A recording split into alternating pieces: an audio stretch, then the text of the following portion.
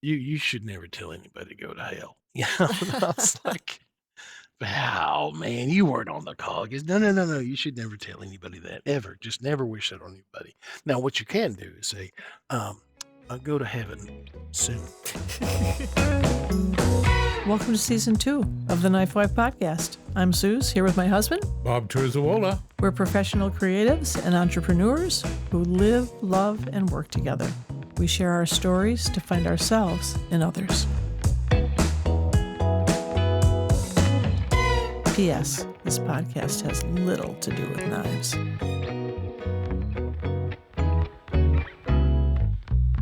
Hey, everybody. It's Suz and my partner in crime. That's me, Bob, right here. And I'm still his participation trophy wife. And we are, or I am, having a late life crisis, as one does at 69. What can I say? We're taking a break from toxic media. That's what this podcast was all about and developed, and why I started doing it, because I just couldn't listen to what was coming from every other direction. So here we are. And today we have a guest, which I'll get into in a minute, but I have to talk about comments or questions, or I got all kinds of them about the true crime podcast with Christy. And I talked about Helen Brock's murder or disappearance. They never found the body. Two people sent me, there were two shows done about her recently or within the last year, which I had no idea. And they did arrest a man named Richard Bailey, and he's in jail for her murder. However, it's all circumstantial. They don't have anything. I know he was a criminal, and he was a con man, and he used horses to make money from these rich widows. But I don't think he killed her. And the houseman that I talked about who bought the giant meat grinder, because they never found her body, and that's pretty much what I think happened to her. Nothing happened to him. He lives just a mile from the house, and I have a feeling he had something to do with it. Here we are. So I'm sorry, guys, if it wasn't perfectly accurate. I said Silas Jane, and Silas Jane is who I did see her in the bank with. I did not see her with Richard Bailey, but he was seen with her many places, and that was his thing. He preyed on rich old ladies, but I don't think he killed her. I'm pretty sure he had nothing to do with it. Write me more. I'm sure I'm going to hear a lot about this after I said this, but that was my obsession as a teenager when she disappeared. Anyway, so today we have someone I met in Atlanta about a month ago. I was at the Honest Fox comedy show for the weekend. It was sort of a gift for me for Christmas to go down there, and I got to see some of my favorite comedians, and I got to meet some new comedians. So now I have a whole bunch of new favorite comedians. And one of them that I met was Moody Molavi, who was the host. You know, he introduced he did some of his bits, but he introduced all the comedians. And I don't know, I just took a liking to him. So let me introduce Moody to you. Hey, Moody. "Good morning, how are you?" Good morning. I am okay. I'm Hi. okay. Hi, Moody. This is Bob. "Good morning, Bob. By the way, well done with the gift, to go see comedy in Atlanta. Hey, if it wasn't for you, this wouldn't be happening right now." Yep, that's right. And he is my biggest supporter. You know, he never expected to have a 69-year-old wife who just said, I think I'd like to try stand-up comedy. I'm tired of just making everybody else laugh. I want to see if I can do it in front of a room of perfect strangers. I just love telling people at knife shows, and what does your wife do? Is she involved in business or anything? I said, no, she's a stand-up comedian. But, you were just at a show, Bob, and people came up to you and told you how funny I was, so they must have seen me somewhere. She is funny. She is funny. Anyway, well, I don't know if I'm Moody funny. He's funny. And Moody has a dry bar special that I watched from 2019. He's on Instagram.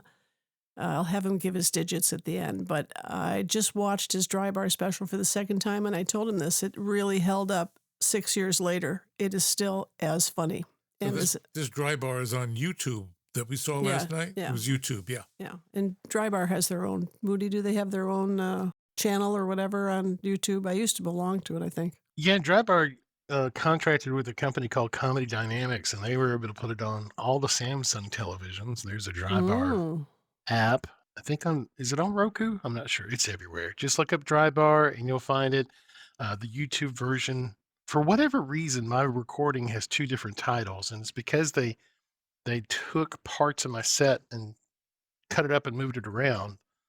One is called Remove Before Flight, which is the one that I had named because I thought it'd be hilarious to have a very large Iranian and a disclaimer.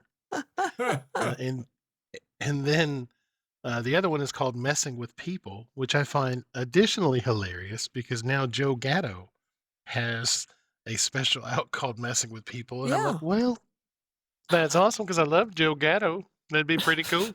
We're both messing with people. Yep. And Moody has quite a story. I fell in love with this story because I don't know. I'm sort of married to a history buff, and I'm married. Moody's a big guy. I'm married to a big guy who gets in a plane and asks for that seatbelt extender and says, why are these accountants making this plane so small? And what do they think they're flying sardines? And he starts this rant as soon as we get in the plane, which I don't know that anyone really appreciates. That's Bob, not me. No, not you. Yeah. No, you're Yeah. probably Bob a the much nicer American. guy. Yeah, believe me. Bob the American rants Yes. on planes. When you talked about that in your show last night that we saw the dry bar about the being squozed and squeezed in little seats and everything, and I absolutely understood what you were talking about. And he was laughing out loud, literally. Yeah, I identified with that. The reason that bit works so well is I envision myself in that seat every time I tell it.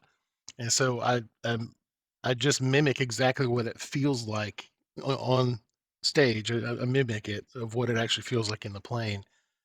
And so when I'm telling that story, I'm reliving that story, which is where it becomes super funny because you can actually see me contort myself like I'm stuck in the seat. Yeah. So yeah, and that happens. So tell us a little bit about you. I want to hear about his origin story, Bob. Yeah. Not his comedy techniques right now. I want to Definitely. hear about you coming to America, and it's in his Strybar special, but only he can tell it. I can't tell it. So tell us how you got here. Well, Here. Bob, we'll have to talk about our fatness at another time. But I try to avoid that subject. I like to cuddle. I do. I like to cuddle, and before we get into the backstory, I got a comment on one of my videos yesterday.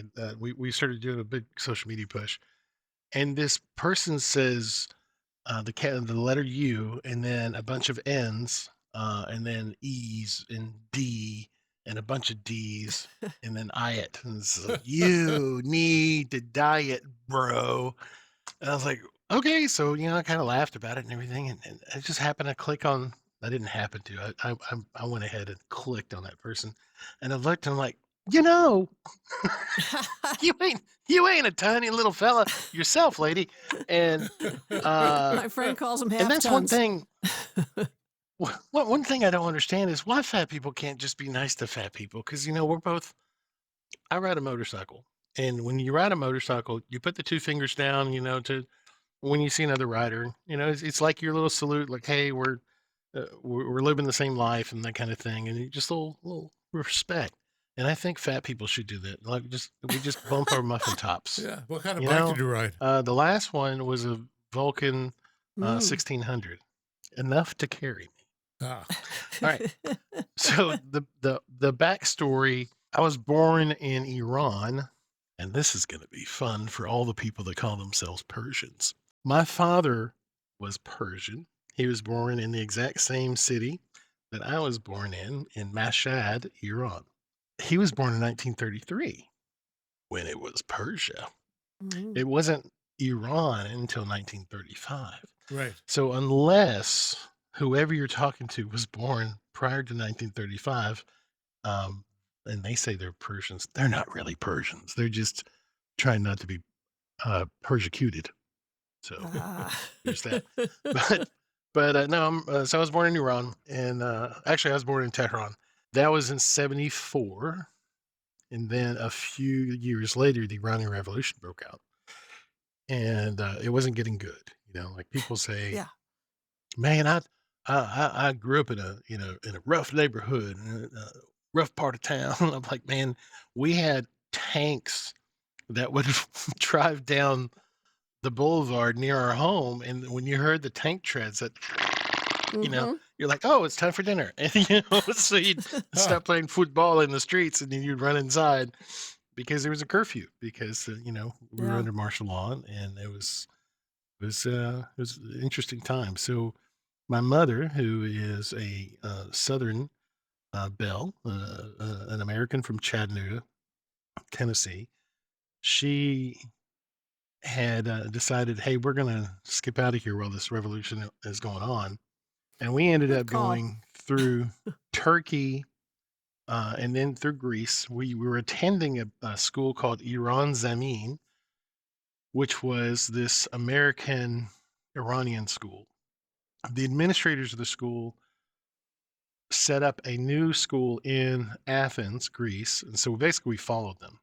So Mm. we went there, and about 8 weeks into it, they ran out of money, and so we had to find another option. Um, and then my father stayed in Iran, but he would come and try to help set things up. So we went to a little town called Estepona, Spain.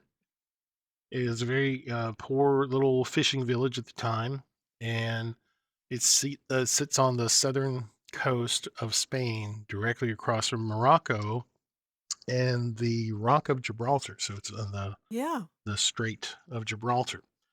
Um, so we couldn't afford to live in the town where the school was, which is Malaga. It was 90 miles away, and we would wake up every morning at 4 a.m. and go down to the bus station and catch a chartered bus for people from Estepona to go to this Dutch, English, Spanish school that was also teaching Farsi, which is the Iranian language. So we did that every day. And we lived in Spain for 18 months. And then in 1981, my mom said, "Hey, we're going to go back to the States." And we got to Chattanooga, Tennessee. And I've been in Chattanooga ever since. We used to travel back and forth every summer up until I was 11. So that would have been 85. And it was a very interesting time because when I got to the States, my voice wasn't like this. This voice came from going to Cracker Barrel quite a bit. Originally, it was more, it was like a little smaller version of my father, and then when I mimic my dad, it is much deeper, and you have to always do the stutter, and there's a reason that you do this because when when people of different countries are speaking English, you'll hear them do they stutter because what they're doing is they're listening to you in English, translating into their language. So in this case, Farsi, talking to themselves in Farsi for the response, translating it back into English to speak it out. So they're going three different ways before they actually say anything. So that's why you get the stutter. So anyway, every time I mimic dad, I would do that just as a natural way of speaking, and my mom despised it. Like, "You sound just like your father." Like, well, there's genes. Genes do that. But also, I can mimic lots of different things. Him especially. So there was a lot of information in that. Questions. From the time you left Iran till you got to America, what was that time frame? How long was that? You went to a lot of places. It was 24 months. It was right at 2 years, Okay. Okay. something like that. Yeah, And that's a under lot 24 for a somewhere. kid. That's a lot. It was. I was in the first grade when I was 4, and Wow. in Iran, I did first grade when I was 4, and then we went to Greece, finally Spain. They wouldn't let me do the second grade because I was 5 and I was too young.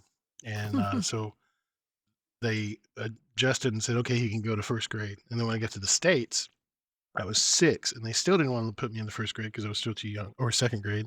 The argument was he's done first grade on 2 continents. He can only move forward now. And There's a so I went to tagline. second grade. Yeah. I went to second grade when I was 6. Wow. Kind of like me. So But this wasn't the same reasons, but I was always the youngest, and I wasn't even 5 when I started kindergarten, but I was always the youngest in my class. And then they decided I should skip 3rd grade because I was so smart. Not so smart now. And that's when they taught handwriting and cursive. So I never learned Yes. cursive. Love cursive. Bob will tell you I have the yeah, worst they actually handwriting. said she was a smart ass, but one of her teachers forgot the second part of it. So they said, well, if she's really smart, she's going to get promoted. So Anyway, okay, so you come to Chattanooga, Tennessee. Your mom speaks English, so you must have spoken English before you got here. Is that correct? Oh yeah. When I was little, we were speaking Farsi and English because I mean, that was what we grew up doing. I stopped speaking Farsi here because there's no one really to speak it with, and my I brothers bet. were significantly older. I did try to speak it with the lady at Cracker Barrel, but that didn't work out too much. That didn't What do you work out, say, huh? boy? What you talking about? Do you Yeah, still speak Farsi? I can hear it. I speak it to my dog. I've got a dog named Mohar Khatani, and I talk to her in Farsi. So yeah, Uh-huh. Can you do comedy in and Farsi? I integrate it in. Yes, Cool. I don't do comedy in Farsi, but I'll integrate situations that I'll share a Farsi phrase. Well, I mean, like when I was talking about uh, there's a little fella named Kevin that came up to me while I was putting fuel in my vehicle, and he popped out of this crew cab truck. It was in Clarksville, Tennessee, and he was dressed in a suit. Not a great suit, but it was a suit. White shirt, tie, that kind of thing. He started really bad. I felt like it was an initiation into whatever group they were in. He never really was able to say what they were doing, but he was sending me this pamphlet about when you die, what happens, and he was telling me about how to be saved and everything. And I didn't say anything until he finally gave me a pause. He's like, I'd like to talk to you about, the afterlife and what do you think? And I said, Salam harachitore shumahube. And he left. So, Kevin. which just means, That'll teach hello, him. It just means how are hello. you? Okay. Are you well? Yeah. So So you can use that to your advantage. I have, lots of it, I just jump into gibberish, like things my dad would yell at me, and I would just throw them all together. And sometimes I just make it into straight up gibberish. I was Like in at McDonald's. the improv. Yes, that. So when I was at the improv in Atlanta many years ago, I think it was 2016, I had this very nice vehicle, and it was a Ford F-150 Super Crew Platinum. It was my favorite vehicle I ever owned. You know what? I And had a Ford F-150, also Super Crew, years ago. I oh, had a farm. It was my so good. favorite truck in the whole world. I had a The 250. little That wasn't floorboards bad. would come out. Yeah. Oh Oh, yeah. It was a guy magnet. I'd go get gas, and like 10 guys would be circling the truck. And my mother said, "Are they going to rob us?" I said, "No, Mom. They just want to see the truck. That's it." yes. I've Yes. I get that too. It's or did when I had it. Yeah. And Bob said, I was going to get another car. I have drive a VW Bug convertible, which it's my fourth one. They seem to fit me. But if I had any, I would get a truck, a Raptor right now.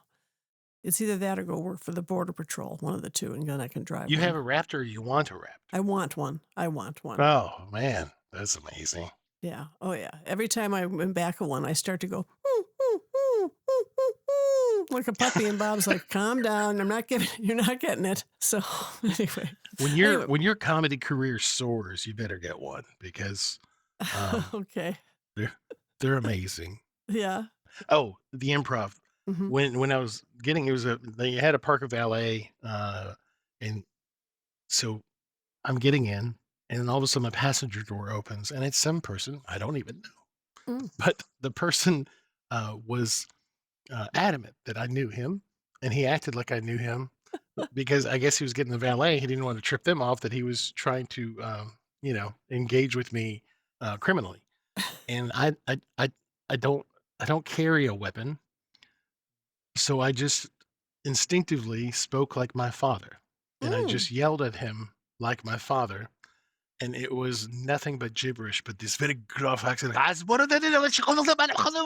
He left, and I think I pooped a little, and so I left, and that was like I don't have a weapon, but that's my weapon is to use that voice. So Yes. there's that. I live in California. Weapons are sort of frowned upon, but we lived in New Mexico before that, and you could carry anything. You could carry a gun on the front seat of your car, loaded. and a Yep. different place. But probably I'd be like Barney Fife or something if I really, had to use it. So I don't That have your one bullet. skills. Yeah, the one bullet. I gotta get it out of my pack. Anyway, I guess that's why one of the reasons I love the South Wait! too. Yeah, wait. Hold on. Don't do no more criminal behavior. Wait, I gotta load my gun. I did a show out in New Mexico in 23, and I decided to drive there. And because I'd never driven out west. Mm-hmm. One of my favorite things about driving there was coming back. I was going to go hang out with Was my buddy in leaving. Austin, Texas. Um, yeah, I enjoyed New Mexico. I thought it was fan. It was the weather was amazing. It was September, and it felt like just it was perfect. It was the perfect month So I've to been be coming there. back, and I'm going to go to Austin, and so I'm driving through, on the freeway next to El Paso, and that's the first time I've ever experienced border patrol. Mm. And the border patrol is like the toll booths everywhere else in the country. It's like, okay, you jump off and, like this exit kind of thing, and then Mm-hmm. they ask you questions and you leave. And so I'm talking to my buddy who I'm about to go see in Austin, and I said, "What is this?" He goes, "Oh man, it's border patrol. Just act cool, act cool." I said, "Really?" Because I kind of want to mess with them. Because do not mess with them. They will send you to Mexico. They don't they don't care. And I was like, "Really?" So okay, the guy that because I'm on the phone with him, through the hands free, and the guy I'm driving up to looks very Hispanic. He's in this Kevlar suit and with The with Kevlar the suit. big, I mean, something like the BDUs and stuff, and Yeah. he's got like a big machine gun and a bunch of magazines all over his chest and stuff. And he looks at me. I've rolled down my window, and he goes, "You an American citizen, boy," which I didn't expect. And I was like, "Oh, duh." And he goes, "All right, then." And he just waved me That off. was That it. was it. That was my border patrol because I really wanted to go see. And my buddy John in Austin, he's like, "No, no, no. They'll just send you back, and you'll never be able to convince people that Mahmoud Molavi is an American citizen Yeah. to even to get back." So, yeah, that was my border patrol story. Well, I have a couple Border Patrol stories. I don't know if I should share one, but I went to visit my friend in El Paso, Texas. And when I worked in the movies as a costume designer, which wouldn't be surprising once you saw me what I was wearing, I'm usually, except today, pretty well dressed. And I grew pot for Dennis Hopper. I worked with Dennis Hopper, and he and I became really close friends. And he was a pot smoker, and I said, "Oh well, I can grow you some because it was illegal then." And so I planted some pot plants, which I didn't tell my husband because he's not a big fan of this stuff. And when my kid would come to visit, I'd have to hide them because, and I had them in pots and pot plants, and I'd have to hide them. So when they were ready, I mean, I'm a good gardener, and this is weed. And when they were ready to harvest, they get like glitter all over them, and that's the THC coming out. It's sort of like, well, you dumb stone fool, pick me now. And so I cut them all down and I had them hanging in our tough shed. Now, at this point, Bob had learned that I had them because I had gotten seeds from someone who came to visit us. They had them in the hems of their pants. And they said to me in front of Bob, "How are your plants going?" And Bob goes, "We don't have any pot plants." And then he looks at me and goes, "Do we have pot plants?" I'm like, "Yes, we do. But we have under the limit of we're not going to jail. Don't worry. I did my homework." And so I had them hanging in the tough shed. Totally forgot they were hanging to dry. And my kid came to visit. And of course, he goes out there to get his bike out of the tough shed, and the whole thing is filled with pot plants hanging.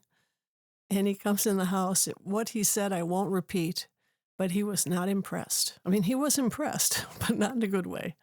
And so I said, "Those are for someone else, and I'm going to bag them up and bring them to him." And so my friend in El Paso had said to me, "If you have any extra," because he knew I was hiding the plants because he had visited us, he said, "Bring some when you come visit." So I said, "Okay." So I got a baggie for him and got rid of all the other ones because hanging up drying was very illegal once they were no longer growing. My son was sure I was going to jail. But I got rid of them and I brought them to Dennis and I said, "You're cleaning this stuff. I don't have anything to do with this. I grew it. It's your job now." So he was very happy. And so I'm driving to El Paso to visit my friend with a skeleton in the back seat of my car because for a year, Moody, I carried a skeleton around the world and did a 365 project and took a picture of her everywhere I went.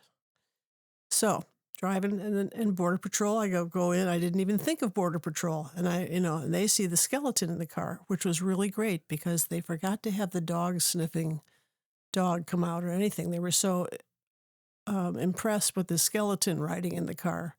And, they looked at me and I said, it's an art project, sorry. I said, I carry her everywhere. And they're like, okay. And I had these stickers and cards and I gave them those and they liked them, but they didn't, I thought I was going to jail for sure. And I did not. And as soon as I got to my friend's house, I instantly gave him the um, baggie and said, it's all yours. I don't want to be carrying this anymore, anywhere. And and the skeleton we took her to Rosa's Cantina and we took her to the border to take pictures of her with, I wouldn't call it a wall. It's like big metal bars. And who comes up in a Ford Raptor? But the Border Patrol. And she goes, you can't touch the wall. You can't touch that. I said, well, I'm so sorry. I'm just taking pictures. He goes, you can take all the pictures you like. You just can't touch the wall. You got to be within 10 feet of the wall or something. I said, well, what about the people who are climbing over it? He said, that's another story, lady. He ended up being from the town I had my farm in outside of Chicago, and we became close friends, and I have pictures with the Border Patrol with my life-size skeleton, and not a, Halloween store skeleton. She's a real medical articulating skeleton, which Bob gave me for my 60th birthday. And so I don't ever want to go by Border Patrol with something I shouldn't have in the car. I guess we can't drive together. No.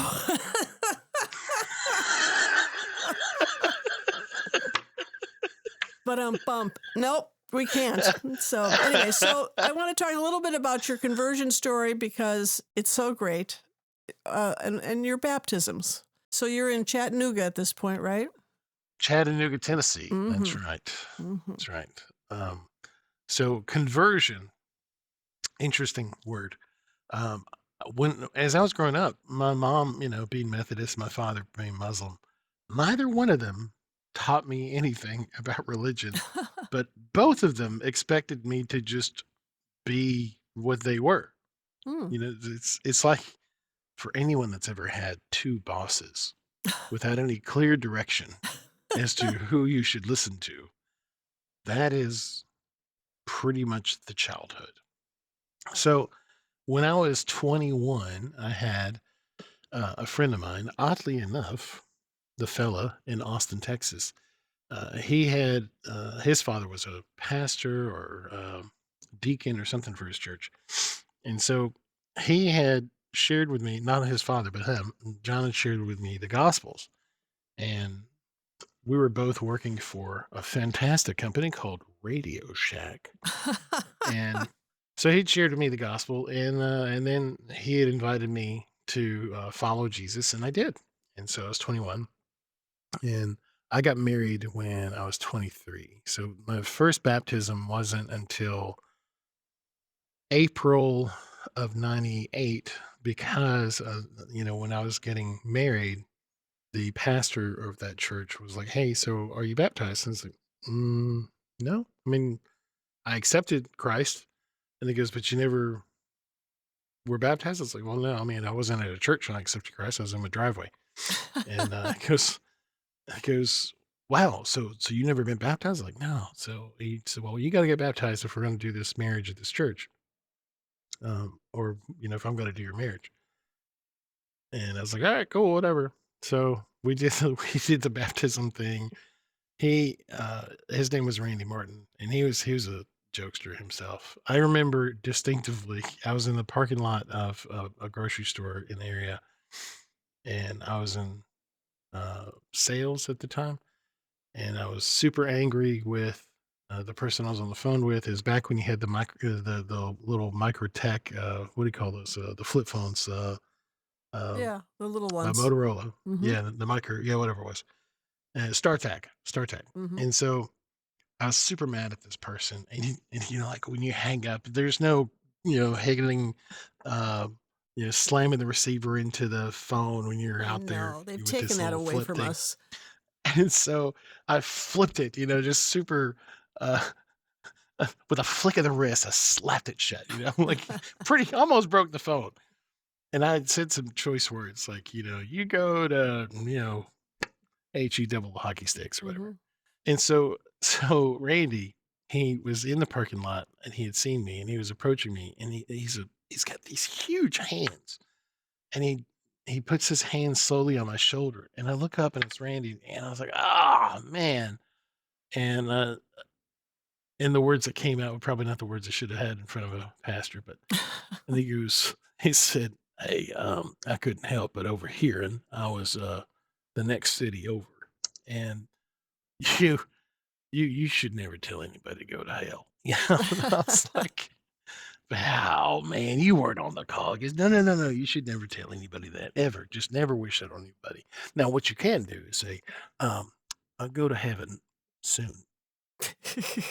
And I was like, "Okay, cool." So this is the pastor that is baptizing me, Mhm. and he had brought He's a jokester. yeah. So he brought several of his friends to come along and do a baptism soiree. I don't know what you want to call it, but I was kneeling down. I remember white shirt, tie, khakis, and they were all in that, I guess, the pulpit area. And I'd never seen these people before, but they were all dressed in their, Methodist gowns or whatever, and they all went one by one, putting their hands in the water and then just dousing my head, and I was getting soaked. Each one just soaked, soaked, soaked, and it became like this odd wet T-shirt contest with a hairy Iranian in a white shirt, and everybody could see the fields of black hair underneath that shirt now, and um, my embarrassment grew. And once they were done dousing me with water, I instinctively just wagged my head to get all the water out of my hair, Like a wet and dog. like a wet dog. And I baptized the first 3 rows of that church. Because they got sprinkled, and Mhm. so it's like we had a revival, didn't even know it. So it was it was, didn't even have any plans, and here we are, just baptized 30 people. There we And, are. yeah, Well, it was spread it an around. interesting thing, but my dad came into town for the wedding in August, and, I'd called him, and I had to call him where it'd be like 4 o'clock in the morning because he was a surgeon, and he would, leave the house at 4:30 and work all day and come back at 1 in the morning or whatever. And the only time you could get them was at 4:30 in the morning. So which they're 8.5 hours ahead of us. So you have to plan your call. Mhm. And I had phonetically learned how to speak to my dad. Again, I didn't have any Farsi people to speak with to know exactly how to communicate with him. And I called his wife over there answered, and I said, "Dr. Moravi Hasti," and it's like, "Is he there?" And I learned phonetically how to respond because I knew she was going to say, "Who is this?" And then I said, "This is Mahmoud."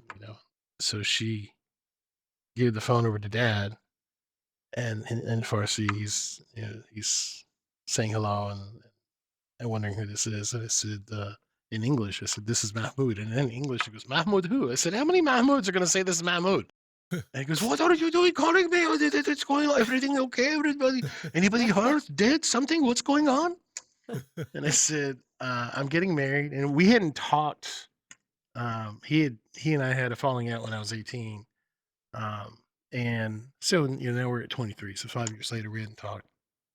And he was like, "You're getting married? Okay, I'll be there." I was like, "I'm not telling you to be here. I'm not inviting you. I'm just letting you know your son is getting married. And I felt like you should know."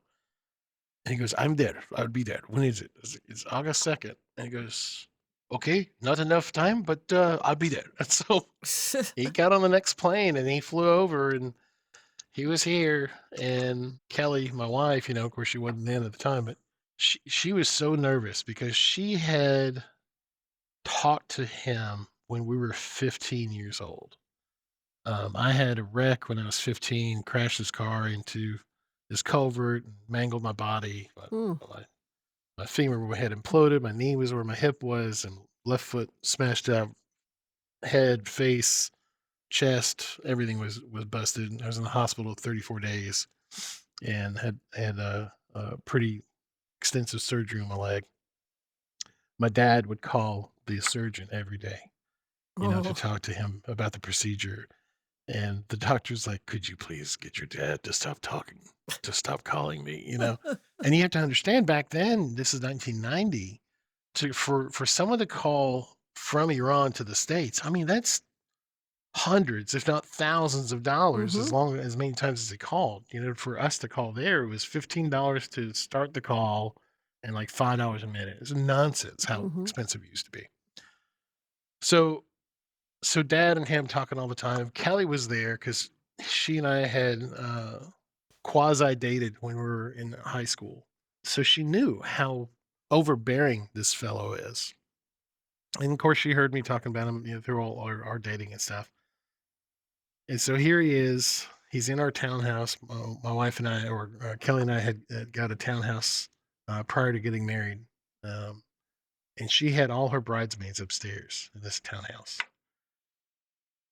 And so he's sitting down there with me. I picked him up from the airport, and we're sitting in the downstairs couch, and it was the night of the rehearsal dinner. And he said, "Is Kitty here?" I'm like, "Yeah, she's upstairs getting ready. She don't want to see you until she's ready." And so there are 7 girls upstairs. And to preface, well, no, I'll get to that in a second. So they all came down at one point or the other, except for her, because like she needed something from the kitchen or she needed something from the dining room. She needed something, whatever. And so one girl would come down and goes, "Is that Kelly? Is that your fiance?" And I was like, "No, that's not her." He goes, "Really?" And so she'd go up, another one would come down. Is that her? I'm like, "No." She goes, "Okay." So 4 had coming down and gone out. And goes, "They all look the same." I was, "Yeah, I know they're all blonde." Okay, yeah. And he goes, "How many women do you have up there?" So this is hilarious when you realize my mom and dad divorced because we found out he was married for 4 years, Mm, um, without telling us, and to his former secretary. So mm, that's all, water under the bridge or whatever. But back then it wasn't. It was very crisp, very mm. fresh, very new. I say that now. I was still 8 years old, but still not a good time. So he goes, "How many women do you have up there?" I said, "Listen, Dad, they're all her friends. She's getting ready." And he goes, "If you have more than one wife, just make sure you buy cheap things because you have to get them all the same thing. So just keep your budget." Marital advice. Yeah, he gave me some zingers, Wait a but minute, I'm writing this down. Hang on a second.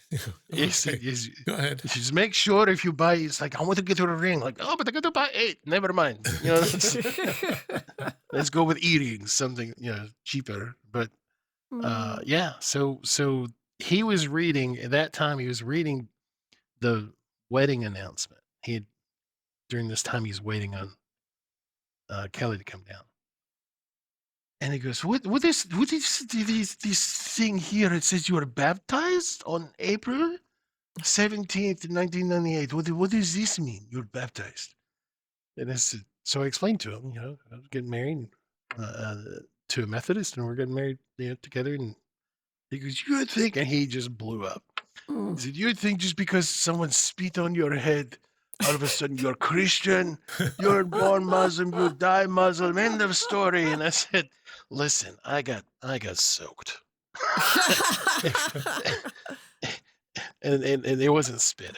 If that was spit, it would have been from a camel, like you would get saturated. So Oh, so what a great again, story. we had some horrible conversation at that point, but yeah, it all connects. It took a little while, but it all Oh, connects. no, that's So a beautiful story. That's priceless. And so when you married Kelly, my daughter's name was Kelly, kind of like that name. What did you have comedy going on then? I know you were probably always have a sense of humor. I don't think that just develops one day for people. So when did the comedy come to be? it was 10 years later. I was 12. I was 35. We had her family, or her sister, was coming to visit. And her family and our family get together. There's like 12 people. Mm. And anybody that's ever had this situation where families coming in like, okay, so where are we going to go out to eat? Who's going to seat 12 people, let alone with kids? Oh my gosh. You're like, what are you going to do with all these people? So I was looking for this place to, so where can we go? And I found this place. It was for New Year's. It was in 2009 or 2008 New Year's for um, Eve. And it was called the Vaudeville Cafe in Chattanooga. They did murder mystery dinner theater, and they took big tables. And I was like, "That's perfect. Let's do that. I've never done anything like that." And so I'm putting in the reservation, and then off in the corner of this website, it says, "Do you think you're funny?" And so I tapped in there, and there's this big form, and I filled it all out. It was basically a job application, you know? And and and and I'm putting in there like, so like, what's your former job? Like, I'm still working, dude. I mean, I don't know what your problem is. I mean, if you like me and you think it's awesome, probably still going to be working my real job, unless it's amazing. HBO picks me up or something. I'm going to quit them and you. It really didn't matter. So that's how I fill this whole thing out, very facetiously. A few weeks later, I get this call from a guy named Chris Hampton, who's the owner of the Vaudeville Cafe, and he goes, "I'd like to speak to Mahmoud Molavi," and he said it pretty well. And I was like, Mm. "Whoa!" Normally, people give up and say Muhammad, which is my dad's name. And I said, "Yeah, this is him." He goes, "I own the Vaudeville Cafe, and I came across your application." I was like, "Oh yeah, that was a joke. I was just messing around." He goes, "I'd like to meet you." He's like, seriously, it was a joke." He goes, "I still would like to meet you. Are you free this afternoon?" I said, "You know what? Yeah, sure." So I tell my buddy, who had been a drama major all through high school and college or whatever. And he goes, "You're getting an audition." I said, "No, I'm not. He wants to just meet." I pull up, go to this place. It's like 5:30 in the afternoon. And he was talking to somebody at the time. And so I just sat in the lobby and there was weird conversation that didn't make any sense to me. But then he pulls me in. He goes, are you Mr. Malavi?" And I said, "Yeah." He goes, "Yeah, yeah. Come here. I got to find your application. We need to go through that." And he's sitting behind these big Apple monitors, and he's like, "I can't find it. Where is that?" I was like, "What are we talking about?" He goes, "You know what? It doesn't matter. Here's this card. I want you to read it, and then I want you to act it out in any voice, any character that you can think of." And I said, "Okay." And it was something about this guy playing golf and losing his golf ball and looking, and getting upset about he couldn't find it. And so I first read it as Gomer Pyle, which is a Huh. character I call Sunray, and it's like, yeah, it's amazing. So I'm Golly. sitting there going, yeah, I've done lost my ball. I don't know what's happened to it. Have y'all seen my ball? And and I just kind of took it. It wasn't what it said, but I got the gist of what it said, and I just kind of played with it. And he goes, "Can you do another?" And so I did an Italian guy. Like, everybody's always trying to take my balls, and I don't know where my ball is. I hit it over here, and I think that fellow over there took it. I'm gonna take him out. Just Mm-hmm. nonsense. And he goes, "Do another." And I did this really old fella, and I can't even see anything anymore. But I'm pretty sure they stole my ball. And so he goes, "Okay, you're it. I want you to be Vinny in the Redneck Italian Wedding." And I was like, "I don't even know what you're talking about, dude. Well, I just came here to talk to you." And he goes, "Yeah, no, I think you'll do great." I said, "I've never acted before." And he goes, "You just did." I said, "No, I didn't." He goes, "Yes, you did." I said, "Okay, so who's Vinny?" He goes, "He's the groom in the Redneck Italian Wedding." And I said, "That sounds kind of like that sounds like a main character." He goes, "Yeah, he's the main character. He's pretty much in every scene." I was like, "Well, I don't do this." He goes, "You just did. You'll be fine. So come here, go through, these rehearsals and stuff with this guy, Adam, and Adam Cook, and walk me through the stuff." And so I did, and I started acting for the Vaudeville Cafe 2 weeks later. And I did Vinny, I did the cop at the end, and those are the only two characters I would do. And I think that first year I did 88 shows.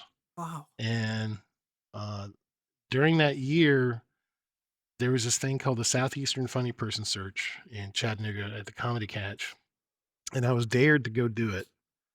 And so I went and I watched it every Wednesday. I'd watch it and learn, what they were doing. I'd take notes and things and didn't know anybody there.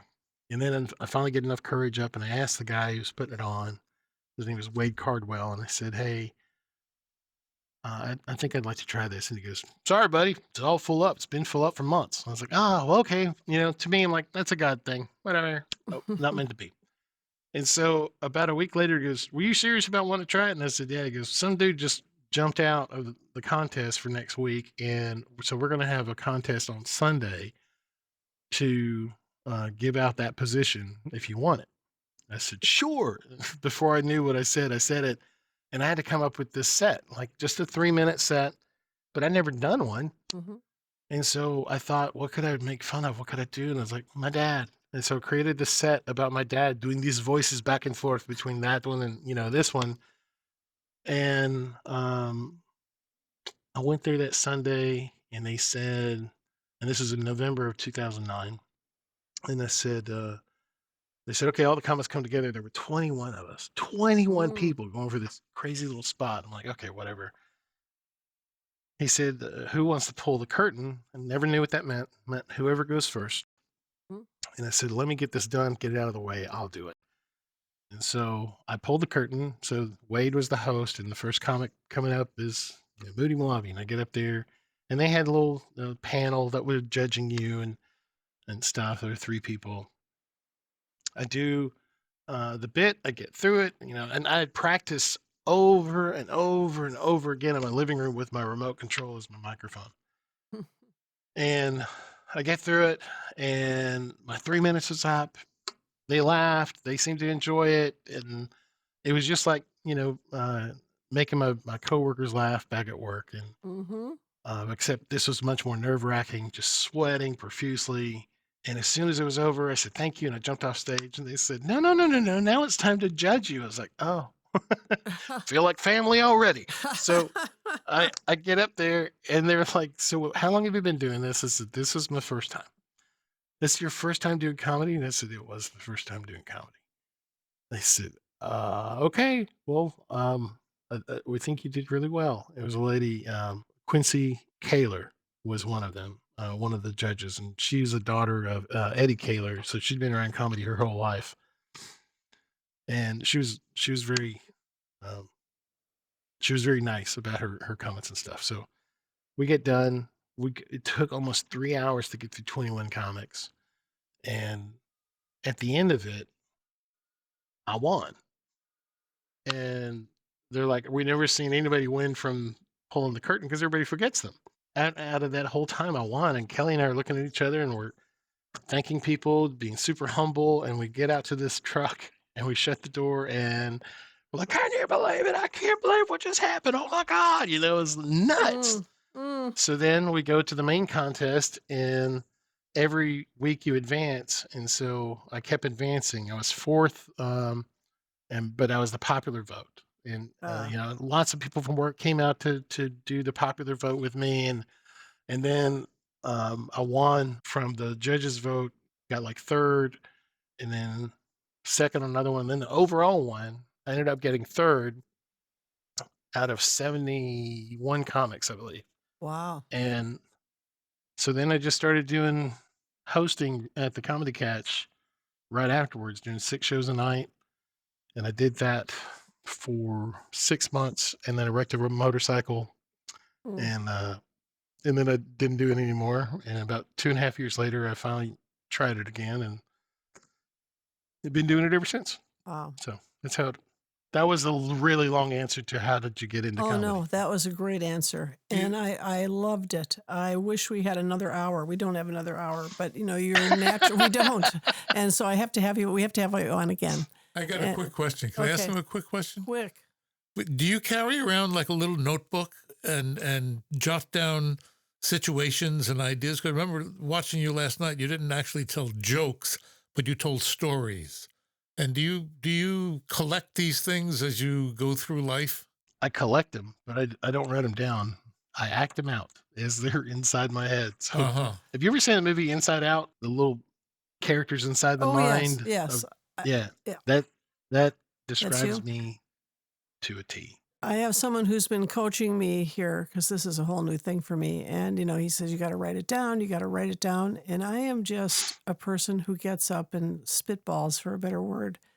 And I can tell you a story, and the movie starts in my head. I mean, part of my work in the movies was if I was reading a script, the movie would start playing in my head of what I was reading. And so I'm going to go up and do an open mic tomorrow night, and I'm not going to do anything I've done before. I'm just going to go up. You've encouraged me. I'm just going to go up and be me and say these silly things that I say and these things that occur to me and just see how that goes. I mean, I haven't bombed yet, but I'm gonna. I mean, that's going to happen. If I could help you out with that, I was told to write it all down before too, Hmm. and I feel that there is absolute truth to that You're until a you get butt to a coming. point. Well, no, there's not a but. It's more of a as you advance.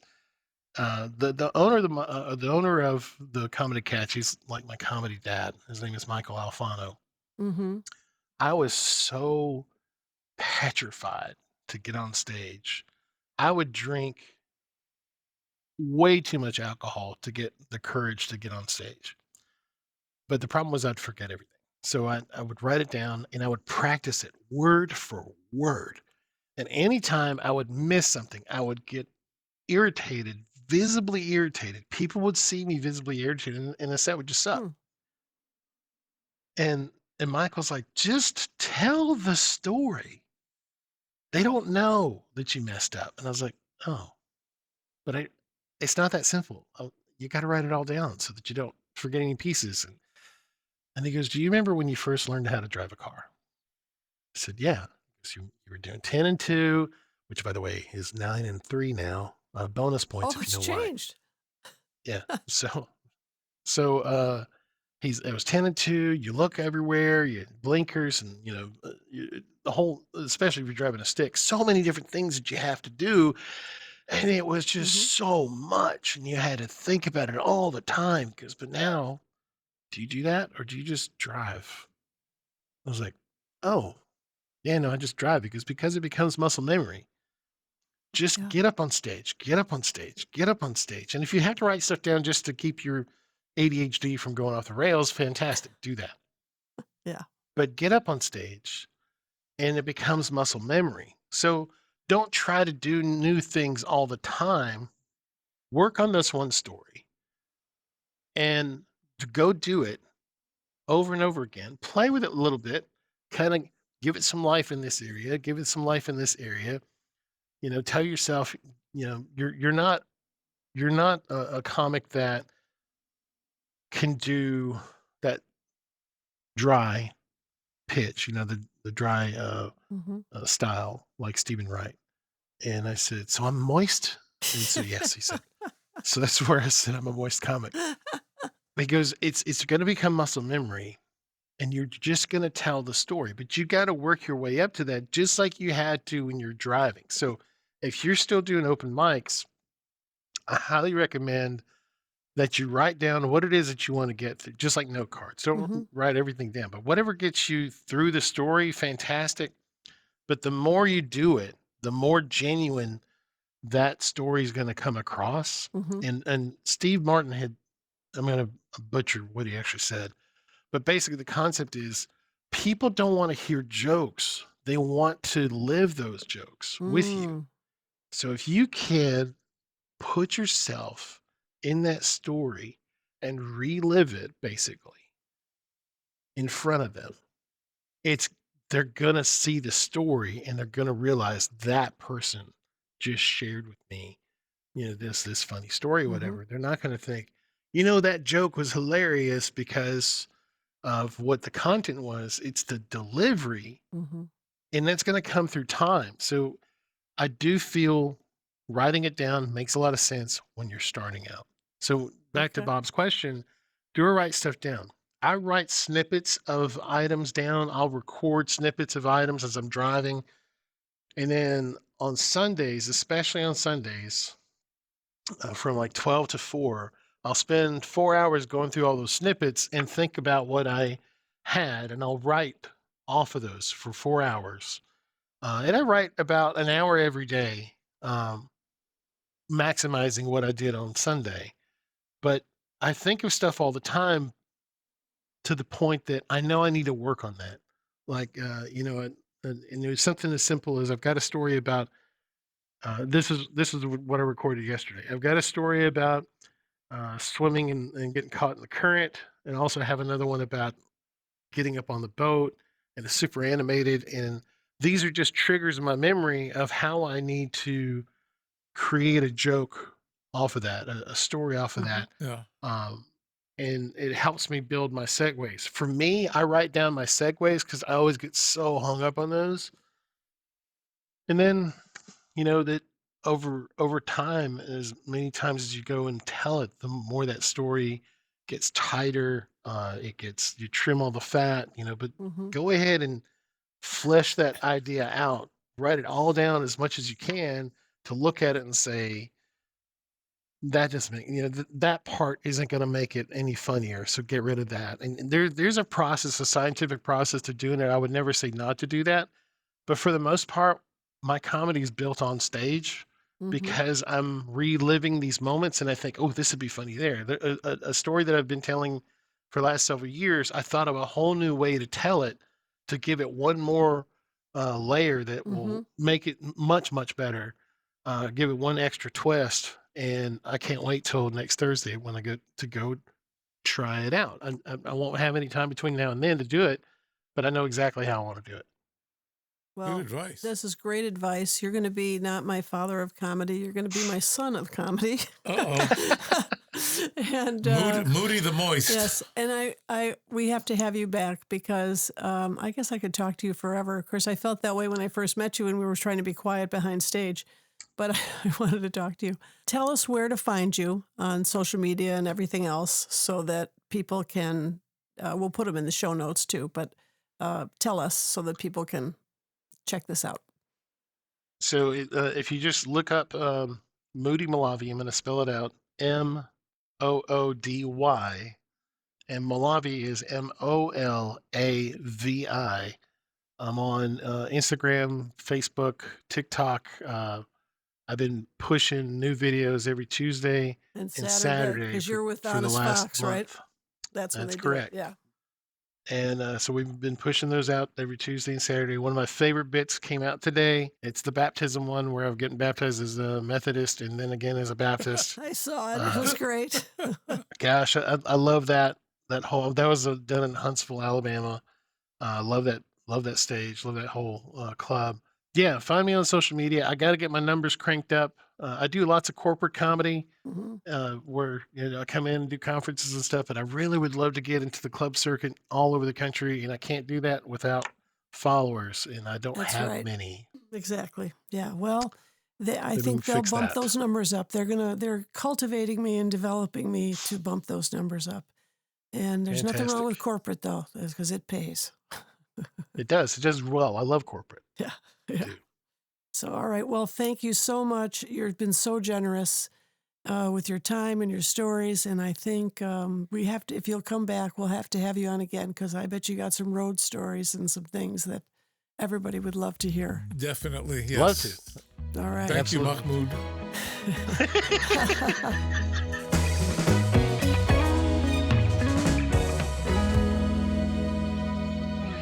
Thanks for listening. If you like what you're hearing, please share this with a friend and subscribe where you listen to podcasts. Support our efforts through Patreon at TheKnifeWife, and for all Terzuola goodness, go to terzuola.net. And remember, if you're not laughing, you're not living. Comments and questions can be made on Instagram at The Knife Wife Podcast or our Facebook group, The Knife Wife Podcast. And if you're a couple who work together and would like to be on our podcast, tell us about yourself with an email at eccentricsuz.com or terzuola.net.